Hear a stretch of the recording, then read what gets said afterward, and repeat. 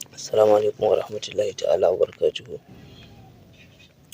Barkanku da wannan lokaci, sannunku da sake kasancewa da mu wannan lokaci mai tarin albarka, wannan rana mai tarin albarka. Alkhairin da ke cikin wannan rana Allah ya bamu, sharrin da ke cikinta kuma Allah ya kare mu gaba ɗaya tare da mu da ku gaba ɗaya. Muna gaishe da mata da maza, da iyayenmu da abokanmu da ke cikin wannan gida mai tarin albarka. Da yau ma gashi dai Allah ya sake dawowa da mu, ya ƙara ara mana lokaci domin mu sake amfanar da ku a wannan gida mai albarka. Domin lokacin kaɗan yake mana, muna ɗan tsakura ne muna ba ku abin da ya kamata. Da yau sirrin da muke tafe da shi sirri ne na komawar mace gidan miji, da kuma misali kamar idan matarka ta yi yaji kana so ta koma gida, da kuma kima kin yi an sake ki kina so ki koma gidan mijinki, mijinki ya zo da kansa ya zo ya tafi da ke. To ga sirri da Allah a gwada a jarraba a gani.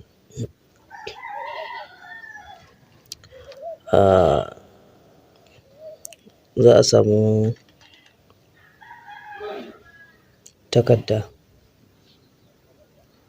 in aka samu takarda to alhamdulillahi farar takarda za a samu. In aka samu farar takarda sai a rubuta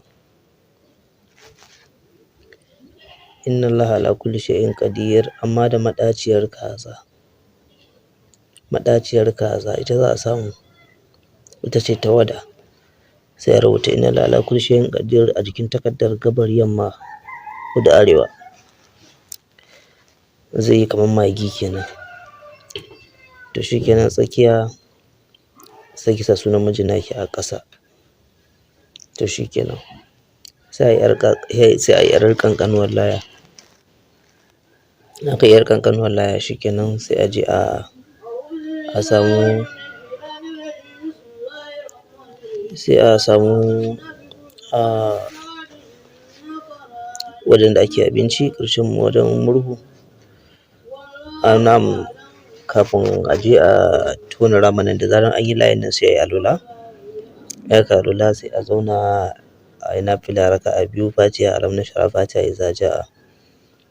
To sai a tofa wannan layar Yasin ƙafa 41. Za a tanadi zakara ja mai kyau.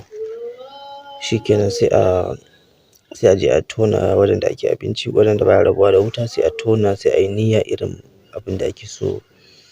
Kamar za ka ce ya Allah kamar yadda, ya Allah ka janyo da hankalin wane, kamar yadda maɗaciyar nan take da ɗaci, ka sa zuciyarsa ta yi ta ɗaci har sai ya dawo da wance tukun zai ji kwanciyar hankali a ransa. Kamar yadda wajen nan yake da zafi, ya Allah ka sa yi ta jin gaba ɗaya ba shi da sukuni, zafi da ko'ina da ɗaci ya dame shi har sai ya dawo da wance tukun shi zai samu kwanciyar hankali. Shi kenan kawai sai ka sa layan nan a wajen sai ka binne.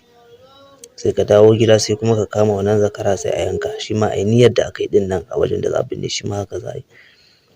To sai a binne.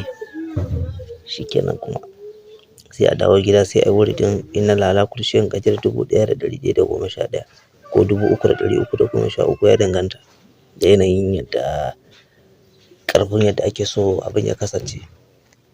Don Allah da in aka yi wannan za a yi mamaki gaskiya. Don ba mu cika yin wannan ai kwana uku ba tare da mace ta koma gidanta ba, ko miji bai zo ya tafi da matarsa ba gaskiya sosai da sosai.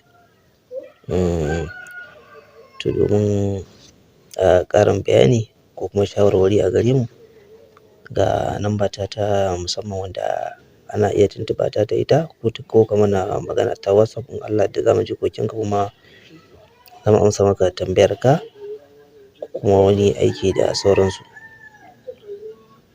Allah ya yarda in ka tura mana da saƙo to muka samu lokaci muka duba in Allah ya yarda za mu ba ka amsa in Allah ya yarda. Ga lambar kamar haka